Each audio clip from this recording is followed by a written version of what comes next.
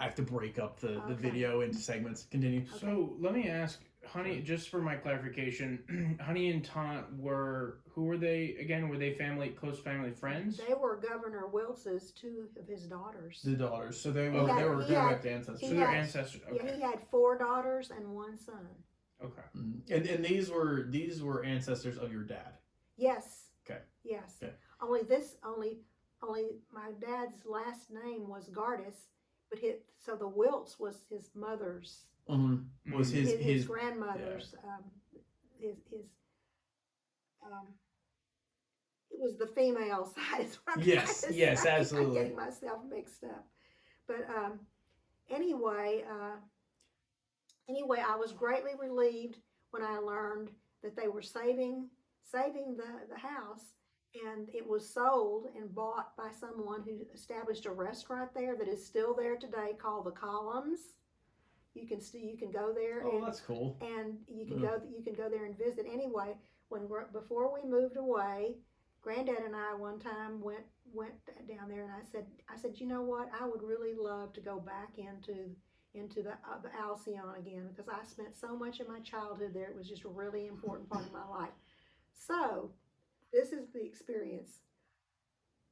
We go up the step and we go in the front door, and all of a sudden I'm in this state of shock because what had seemed so huge, Seemed not. and everything. all of a sudden, no, it's little tiny. It's very small. The bedrooms are very small. What was the dining room is still a dining room, and it's just pint size next to my memory. And the room that was with all the antiques, it was just so long and huge and everything. Everything was just so small. And it reminded me of a commercial. You all probably know, I'm sure you never saw it because you were not even born when it was on, but there was a commercial a number of years ago that was the neatest commercial I've ever seen, because it showed a little bitty toddler child about this big, and there were his parents, and it showed the little child was down here and the parents were way up there.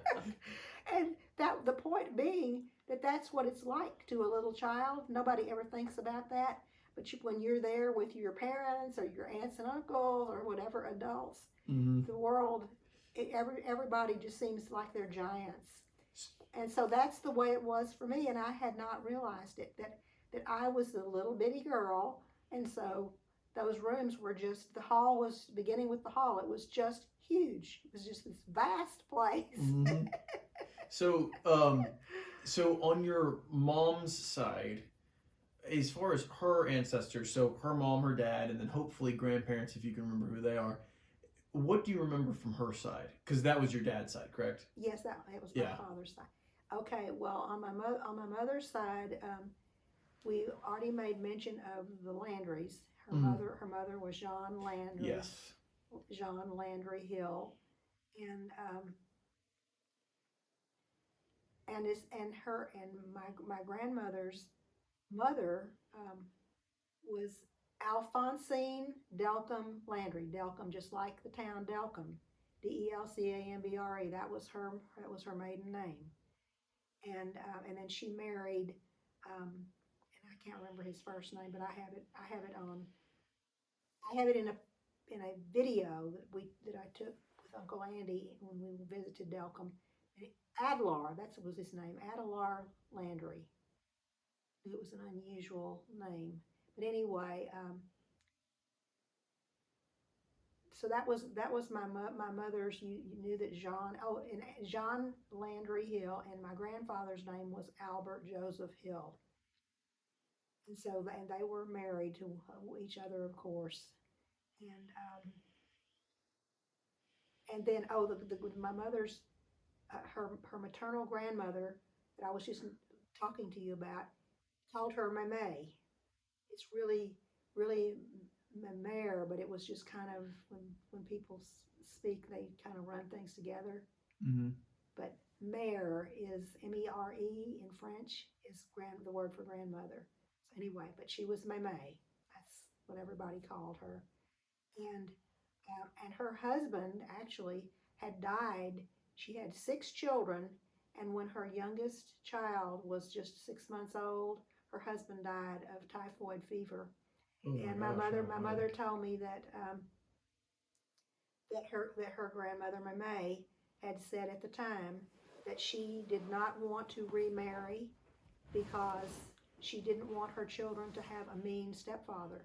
So apparently, what the clear implication there was that there were lots of people who had experienced the death in a remarriage, and that there were a lot of people that were not good people, that were mean people, that stepfathers that were mean to the children that they became parent to. Anyway, she determined that right then, and so she took care of those 6 children, raised them herself from that Wow. day forward by sewing and baking, just doing those are the things she did. Oh my gosh. Yes. That's unbelievable. Yeah. That's unbelievable. Yes, and she had 2 sons and 4 daughters. One of those being your mom. No, one of them being my grandmother. Muddy. Yes. Okay. Yes. Okay. Did we miss anybody on that side? Well, I want to hear about Muddy. Yes. And yeah. Okay. Well, I was just listing about her parents. I don't know any kind of history of her as far as school or anything like that at all. I know that my granddaddy Hill, my mother did talk about that he only had a 6th grade education, and my grandfather Hill, when you talk about self-educated people, oh my goodness, he was a genuine self-educated man long before people were really doing much of that at all. And he loved reading, he loved books, so that whenever he and my grandmother Muddy bought a house in Houston on Southmore Boulevard, they didn't buy a 2-story house. Their house was a humble house in comparison to some that were close by that were 2-story houses, but they owned 2 lots. And they put a summer house on the other lot. So there were different ways. People would have different ideas, just like today, about what they want to do and not do. But anyway, within that house, my granddaddy had a bookshelf built in the living room from floor to the ceiling on each side of the opening to their dining room. And he filled those bookshelves with books. And he read every book that was ever. He also bought, the kind with the glass doors that come down. He lined, and this house was really rather small in size. There was nothing was big. The bedrooms were not big. The hallway was not wide. It was relatively small. But within the space that was there, within the hallway, he lined it with those kind of roll down glass bookshelves.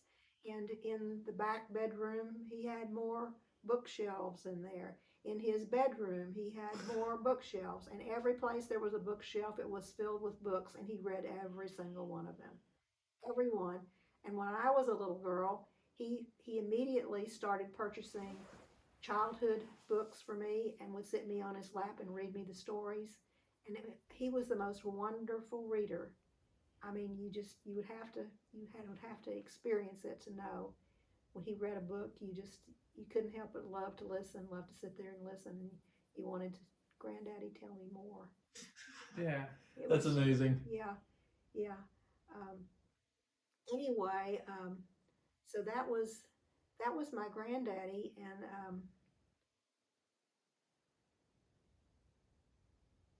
I'm trying to think of.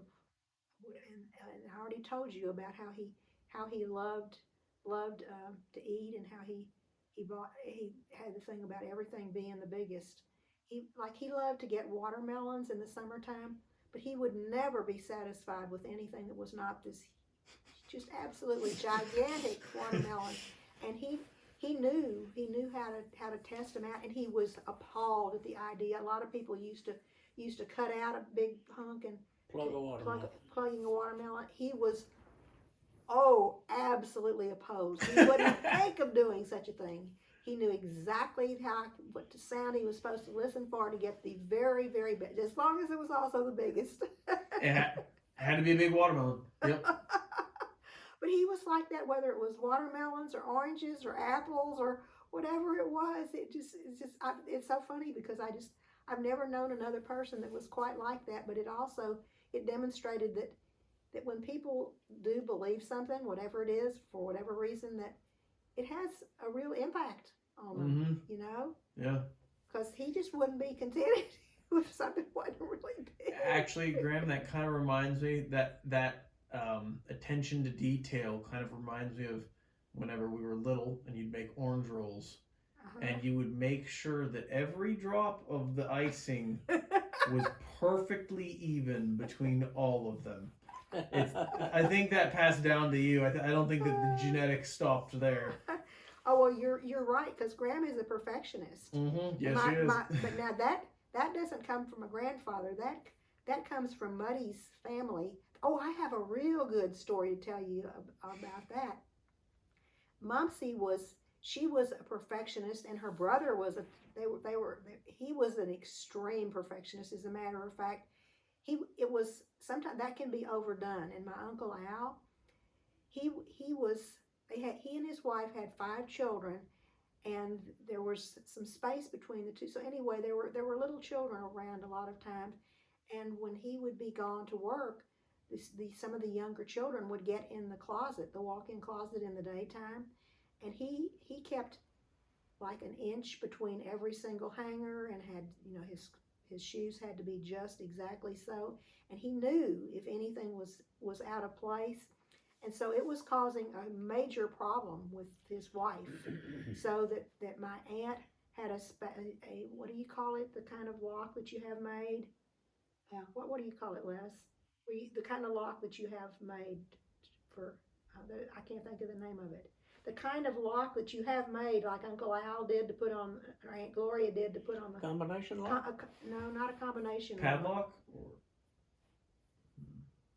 No. Well, they had a lock made. Anyway, yeah, a special lock made to put on to keep the children out of the closet to preserve their marriage. Oh my gosh, that's crazy. That's crazy. It sounds to me like maybe he had some OCD type behavior. Absolutely. Definitely. But anyway, but now gets to the very interesting part. I told you about May. Well, her mother was a next generation back. That would have been Mumsy's great grandmother. And Mumsy referred to her as Grandmother Elizabeth. And now let me tell you about Grandmother Elizabeth, and you'll learn where all of this fanatical being perfectionistic comes from. Grandmother Elizabeth, Mumsy said, would every single morning, she not only made up her bed at that far back in time, but she took a yardstick and she would walk around the bed and measure the distance between the bottom of the spread and the floor. Oh my gosh. Now you know the secret of where the perfectionism begins. Wow. That is insane. It's so funny how you can see that in our family too. Mm-hmm. Yeah. Yeah, that is crazy. Not quite to that degree. It was dispersed. We have to move on just a little bit faster, only because I'm worried about how long my camera can last as far as memory. Did we cover everybody there? I don't want to miss anybody. I want to add a footnote. Yeah. About the lock put on the closet to preserve the marriage. Well, the fact is, it did not work. The marriage was, in fact, some years later failed. Oh. And with all of this perfectionism, it's not really surprising. Yeah. Oh my God. Yeah. I think it really goes to show you can't manipulate everything in life. Mm-hmm. You can't do that. Yeah. No.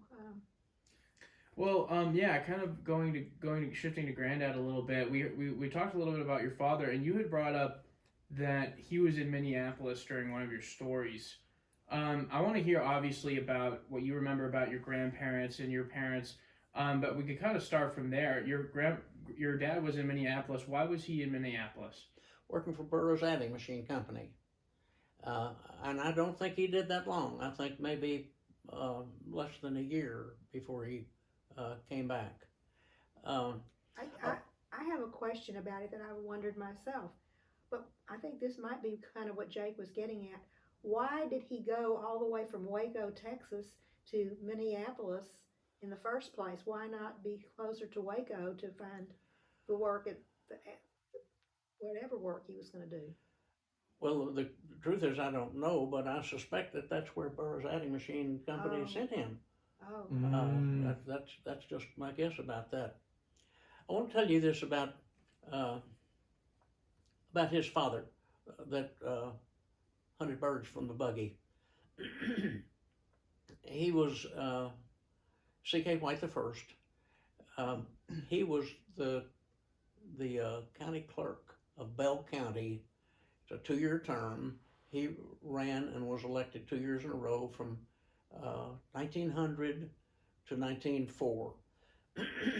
We have been to and visited the courthouse in Belton, which is essentially unchanged from 1900. It has been cleaned up and repainted, but it has not been structurally changed. I think we saw the office in which he worked. I have seen his handwriting. Most documents back then, like deeds to properties, were handwritten, and I have seen his handwriting. I think that he wound up at a desk job because he was crippled, perhaps by arthritis in the hip. And they had this house that was just 4 blocks from the Capitol. I can picture him perhaps using a cane, walking down to the county courthouse. I think I said Capitol, to the county courthouse every day to go to work.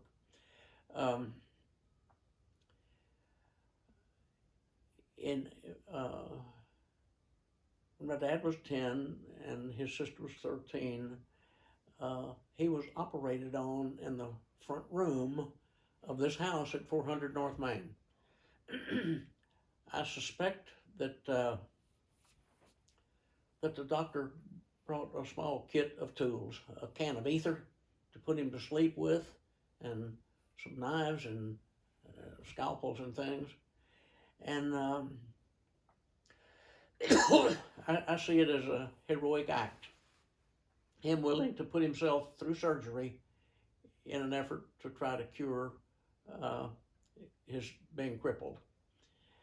As it turns out, he wound up getting an infection following that surgery and died not many days following the surgery.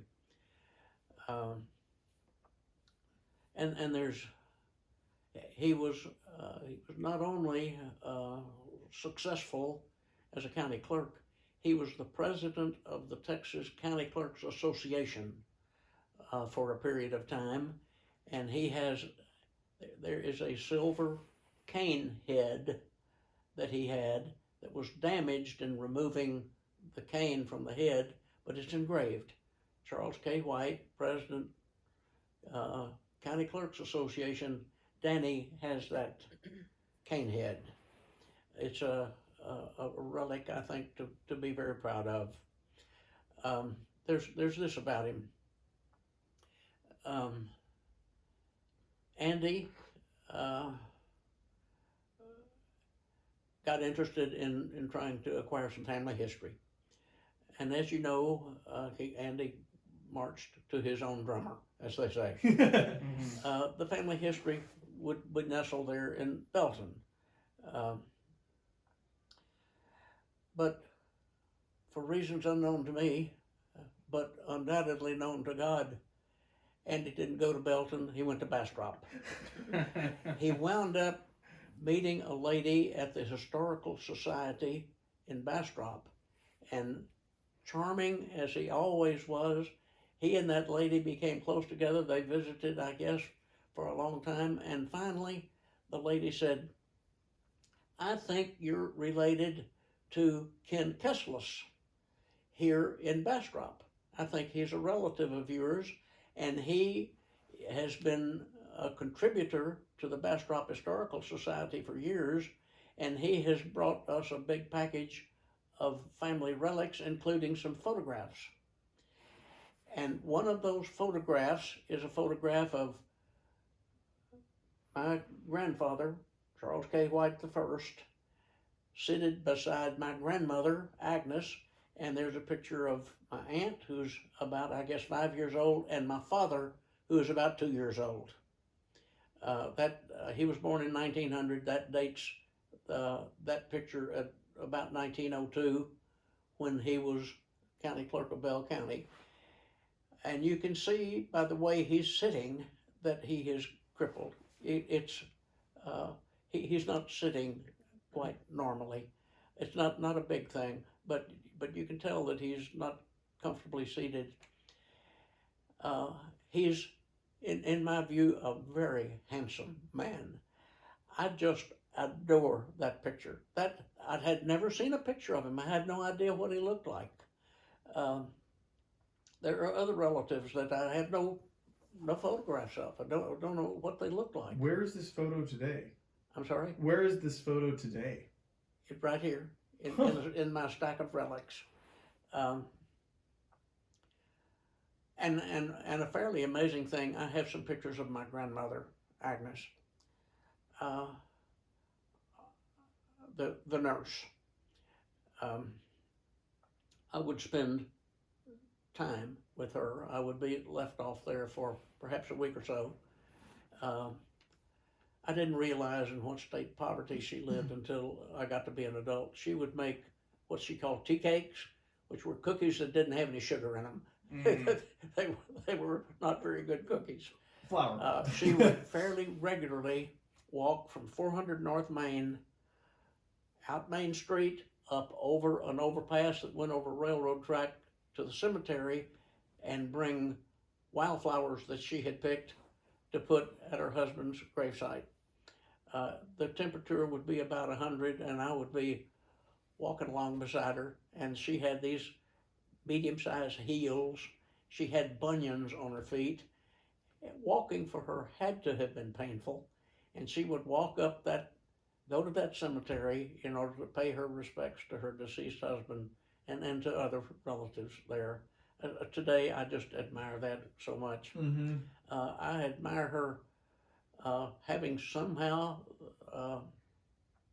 the wits and the forthrightness to wind up with that job out at Baylor, being the nurse. She took care of herself. She managed to raise those two kids and somehow keep them out of jail. So she succeeded at her job. But I had always thought of her as being quite homely. I didn't. I have a photograph of her when she's, I guess, in her 60s, and I don't think that you would disagree with me. She's not really a pretty lady, which is not to say I don't absolutely adore her. And here she is in this picture, dated about 1902, when she is, I suppose, in her 20s, at the very oldest, early 30s. And I swear to goodness, she's a really good-looking girl. I was just so surprised. I looked at him for a long time, and admired him. And then I began to admire her. And then, of course, my aunt and my father in the picture. To me, it's somewhere near miracle that Andy found that picture. Yeah, I mean, he went. He was looking in the wrong place, and he found what he was looking for. That's the most Andy thing yes, ever. Yes, yeah, it was an Andy thing. To tell you just a little bit more about that, we met Kenneth Kessless and his brother Richard.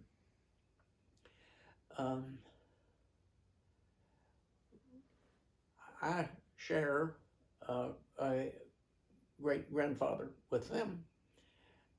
Ken Kessless was the Episcopal priest in Bastrop for many years. he retired from that, and he became the mayor of Bastrop. He was the mayor of Bastrop for 2 or 3 terms until just a few years ago. I would read about him in the Austin paper, and it's a job you wouldn't want. It was hassle all the time, but he was an accomplished person. His brother Richard had some retinal problems that inhibited him, but Ken Kesselus reflected this German energy and intellect and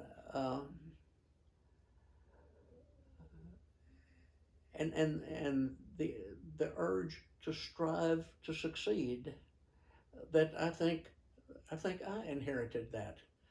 Absolutely. I inherited the urge to strive.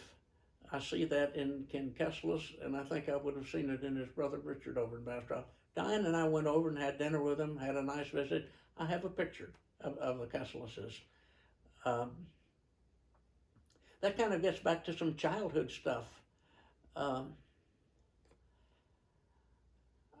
can't say why, but I was always striving. In junior high school, in grade school, we were moving around a lot, and that was always some troublesome, and I never quite found a groove. I stayed in the same junior high school for the 3 years, and I came out for football, and I played wingback on the football team. We ran the single wing formation. Y'all are not going to know what that means, but the ball is, you don't have a quarterback up under the center. The ball is, you have a deep back, you have a quarterback, quarter of the way back, you have a blocking back, and you have a wing back off to the side. The ball is snapped back to either the quarterback or the deep back. The quarterback then, most of the time, ball goes to him, and he spins and hands the ball off to somebody, or it goes back to pass. We had a play called the number 1 special, and the blocking back, the deep back, 2 guards, and both ends would pull and go to the right, and the quarterback would spin and hand off the ball to me, going the opposite direction, and everybody on the football field would be over there. And I was not a big guy, but I was fast, and I would make it to the end zone. Number 1 special. We ran that play about 3 or 4 times in every game, and we scored every time. And we wound up winning the city championship, and I was the highest scorer, if you could believe that. That's awesome. Wow. I strived at my schoolwork. I was mayor in the student government. And and I was in the drama class. The thing that the drama class did was put on a play every year. That was their whole project. The play was The Reluctant Dragon. I had to have a costume made, and I got the lead part in that play. I was going to be the dragon. I had to have a costume made, and there were some difficulties at home with my mother, and so I want this known. My mother made the costume for the Reluctant Dragon, and it had to be a highly complicated, troublesome piece of stitchery that she had to do. It had this big tail that came back. It was a suit that you wore with a great big tail. Took a lot of cloth, took a whole lot of sewing, and she made that thing. Now, with every good, there's a little bit of bad. About 2 days before the play is supposed to happen, I wound up with the mumps, and somebody else wore that costume. But a treasured piece of my memory is my mother making that costume. I wound up in high school, tried to play football, but I didn't grow. I weighed 135 pounds, and I was, most of the guys were 180 or 200 pounds. I was getting killed out there. So I tried for 2 years, and my 3rd year I got smart and gave that up, but I ran track. And people say you've got to be crazy to run track, and that's probably right. I ran the 880-yard run and won the district and the regional 2 years in a row, and ran in the state meet. Didn't place. I was way back there, 8th or 10th or 11th maybe, but I was also on the relay team. We didn't medal. We ran the mile relay. We ran the mile relay and the 440 relay, 4 sprints. We ran in the Texas relays. We ran in the state meet. I have the 2 medals from the regional meet. The district didn't give medals, but I have those 2 medals upstairs with some relics. I'm proud of those things. And there were about 400 students in our class. A few days, classes are over. We're simply waiting for graduation. And I learned from a lady who was an assistant principal that was another one of those adorable people that you think more of as the years go by. She informed me that academically I had finished 3rd in the class. I was not the valedictorian. I was not even the salutatorian. I was third. Right behind it. I was 3rd. Oh, no. Which means that at graduation, your name is not mentioned. Well, I decided that I wasn't going to make that mistake again. So when I went off to college, I poured it on, and I finished 1st in my class. Wow. I wasn't, and that wasn't quite enough. I wanted a margin for error, so I was knocking out those A's by studying. Mm-hmm. I didn't have the money really to be doing anything else but study, but I decided I wasn't going to make that mistake again. Let me ask you real quick, where is it that you attended high school and middle school? High school and Just school in general. Where is it that you attended school? all in Waco. Okay. Well, there were a few days at a school in the little tiny town of Lexington, which the classroom, everybody brought their lunch. The classroom smelled like hard-boiled eggs. I think of that classroom every time I smell a hard-boiled egg. But all in Waco, several, actually 3 different elementary schools, then North Junior High School. There were 4, Northeast, South, and West. And then Waco High School, and graduated from there midterm 1951. Back then, you could start school in January with the spring semester, depending on how your birthday hit, and I think I lost a half a semester in there somewhere due to illness, and wound up graduating in January. Quite a few kids went to summer school so as to be able to have a June graduation. The January graduation was a highly modified. They had the graduation ceremony out at Waco Hall on the Baylor campus, but it didn't have all of the big events that the May or June graduation had. So I was a midterm graduate. Went from there to Baylor. Went to Baylor, and Baylor was on the quarter system then. May still be.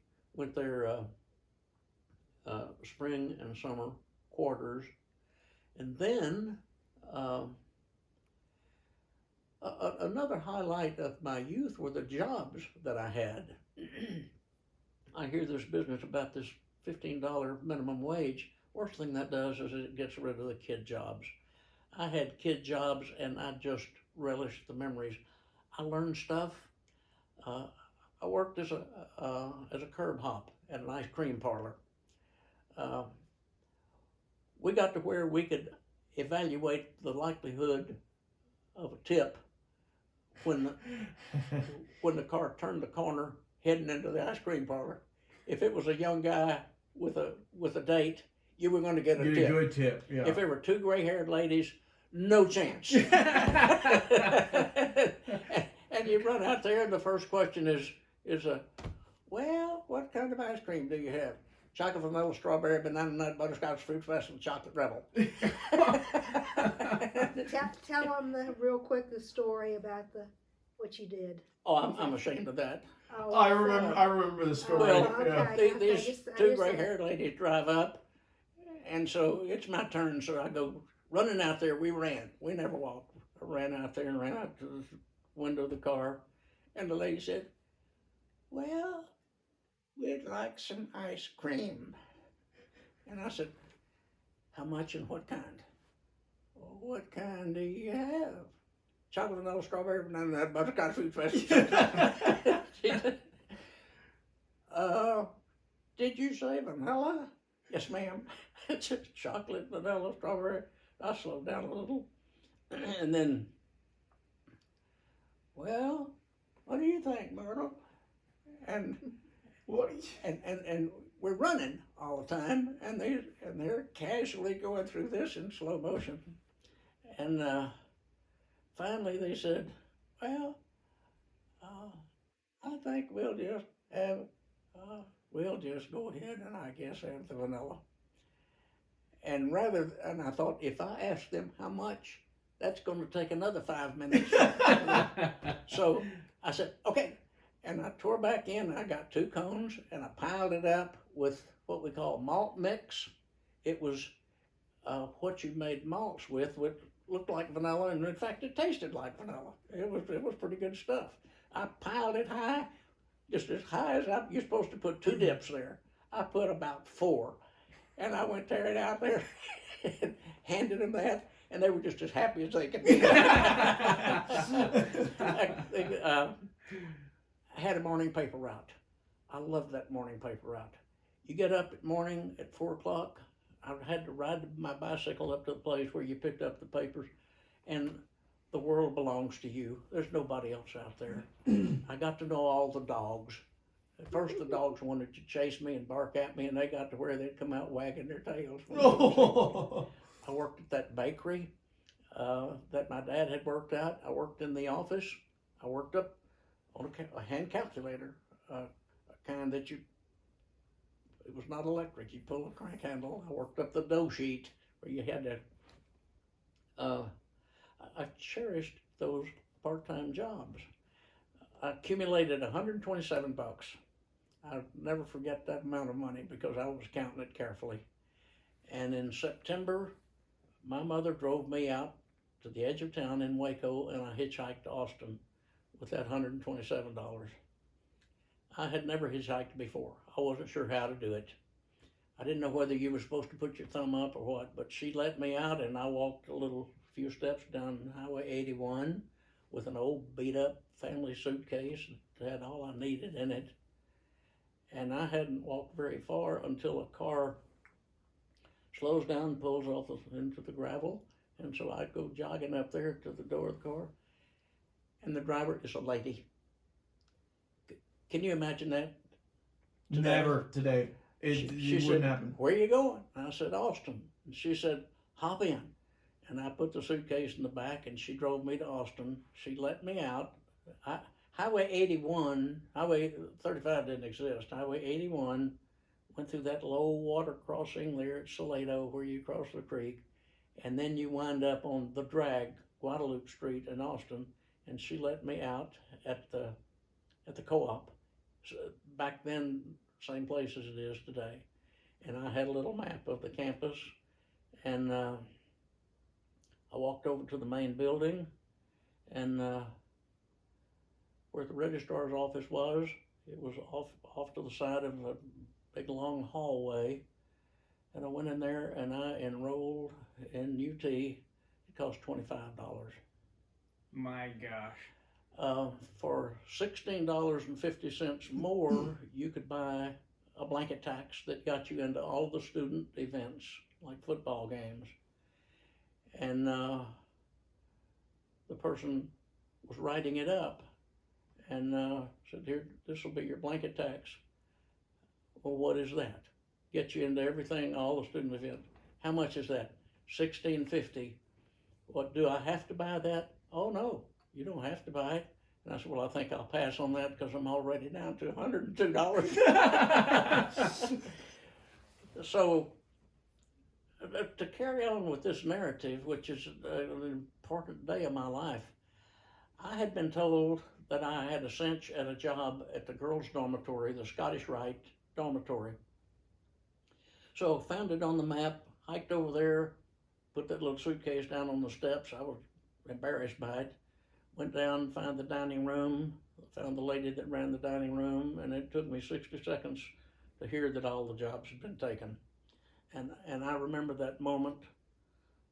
It's engraved in my mind. I didn't know what I was going to do.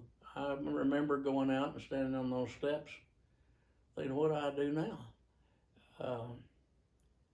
And I remember thinking, I think I probably should go back to the registrar's office and see if I could get my $25 back. Well, I looked at that map and I saw Andrew's dormitory. Well, why not? So I walked over there.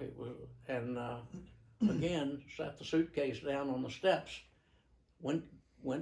Found the dining room, found the dietitian that ran it, and inside 2 minutes, I had a job operating a dishwashing machine. Got 2 nutritious meals a day. I worked in that girls' dorm for the next 5 years. Might be the best job I ever had, and it wasn't because of the girls, it was because of the food. It was, then I left there. Well, I remember I was just joyous. I went behind the drag to the first street where there was some of those big old houses that they had chopped up and made student quarters. I found a room there on a kind of a garage apartment thing. You shared a bathroom with just a roommate. It was a nice room, $16.50 a month.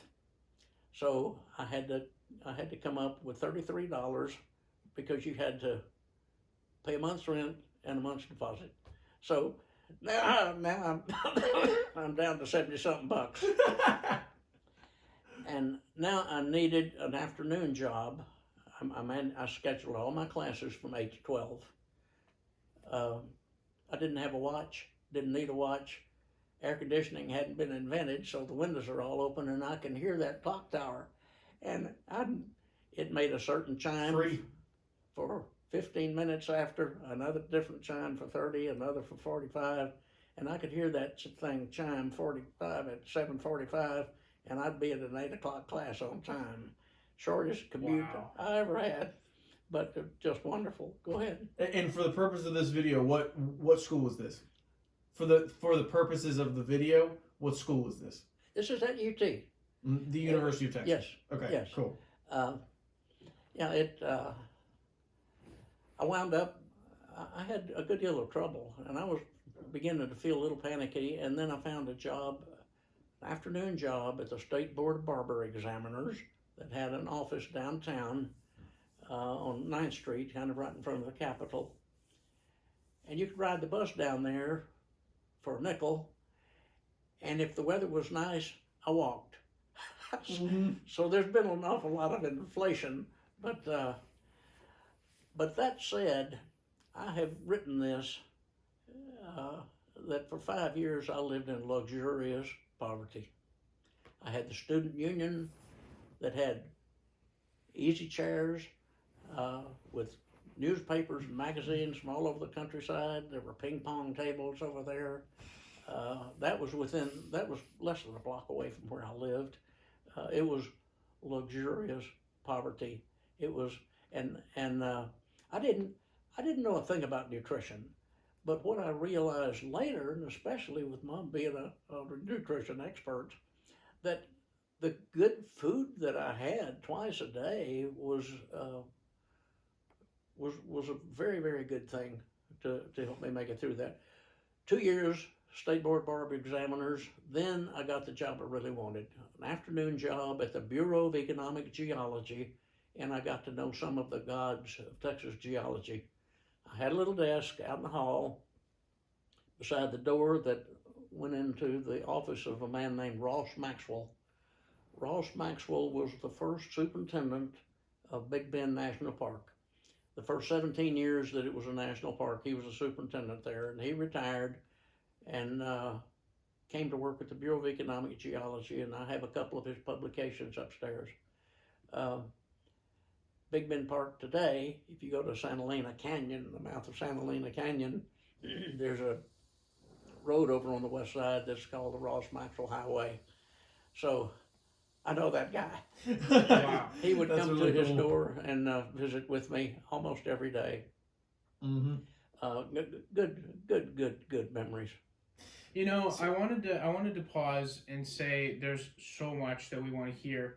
We've been going for 2 hours, and we're not going to be done for a while. However, I think it might be a good opportunity to take a break. Computer needs charging. Probably need to change out the phone. Yeah. And I'm kind of hungry personally. Mhm. Okay, Would y'all like to take a Perfect. break? let's Of do it. course.